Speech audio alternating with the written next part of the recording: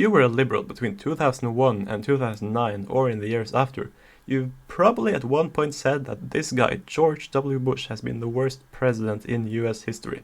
If you were a conservative between 2009 and 2017 or after, you might at one point have said that this guy, Barack Obama, was the worst president in US history. And if you are a liberal or a foreigner, you might have said during the last 3 or 4 years at some point that this guy was or is the worst president that there has ever been. So I'm really sorry to tell you that chances are that the president that really goes off with the trophy for being the worst ever is someone you might never even have heard of, and definitely someone who has been dead for a very long time. There's been a president that has committed genocides, been in support of slavery. So drone strikes and invading foreign countries might not always be that big in comparison. So today I'm going to talk about the top 5 worst presidents ever. This is my opinion, just my opinion.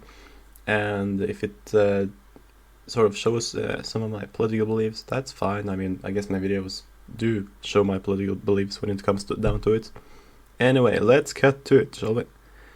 Number 5. John Quincy Adams.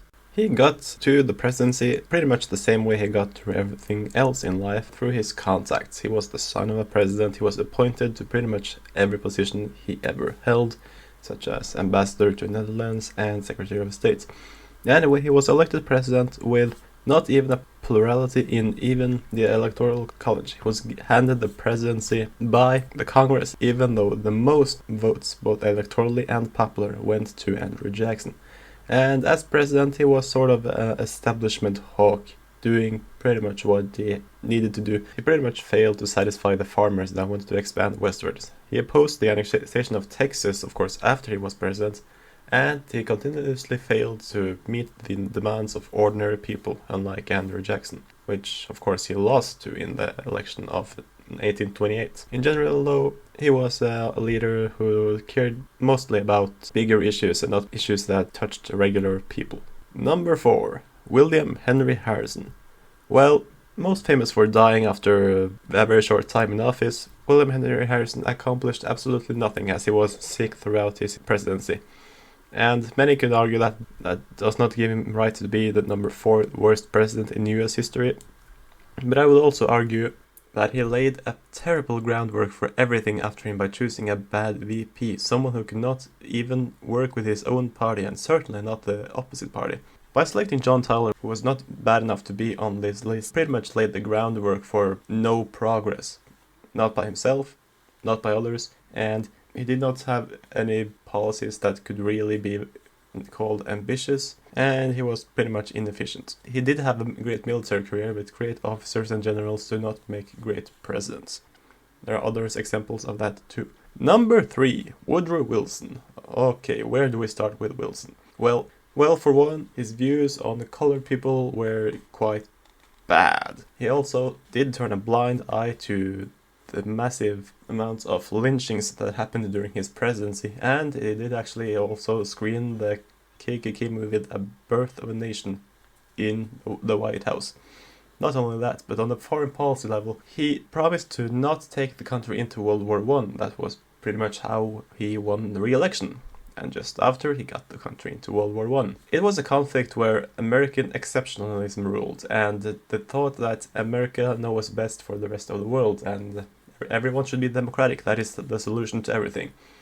But the truth was, a lot of country had populations that were quite happy and would probably not live much better lives if they had imposed upon them the democracy by other superpowers. And he did actually lay the groundwork for future regime change wars, something that the presidential candidate Tulsi Gabbard has been campaigning hard against. And so, if you're not already convinced, when he left office, the country was in turmoil. The years of 1919 and 1920 were crazy in American politics, not just because of the terrible pandemic that had just occurred, the Spanish flu, but there were riots, race riots, and massive civil unrest. And that was the heritage that Wilson left behind him. Number 2, Warren Harding. Back to normalcy. Back to normalcy actually worked with Warren Harding. Unfortunately, he should not be receiving most of the credit for it. Yes, the economy was good on his watch and he did have a immigration reform, but he was incompetent. He should never have been elected president, and while it may look like that he was just the average rich guy they found on the street to put it in the White House, he was actually a senator from Ohio. He was probably the dumbest president, and he was certainly not qualified. He also had a lot of corrupt buddies that he basically allowed to run everything, and that soon led to scandal. He was, however, quite popular and saved from most of the criticism due to his early death. Number 1. James Buchanan. James Buchanan was the last president before the Civil War. When he left, he was basically running 2 different countries, only that he was not running both of them that well.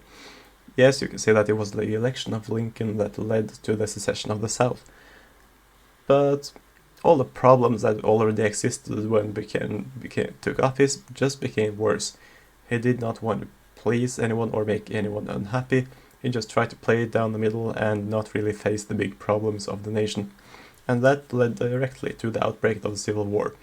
Now you might have noticed that his predecessor, Franklin Pierce, and Lincoln's successor, Andrew Johnson, are both not on this list. And you can make the argument for that they should be. But I wanted to make sure that it was a list that reflected some of my personal opinions, not the opinions of most historians that do rate them there. And James Buchanan was particularly bad, even worse than the person he succeeded, and worse than Andrew Johnson. Anyway, that's it from me in this video. Please like this video and subscribe if you want to see more videos like this, and I'll see you later. Thanks for watching. For more videos like that, please like the video and please subscribe. It really helps me when you do that. Anyways, see you next time.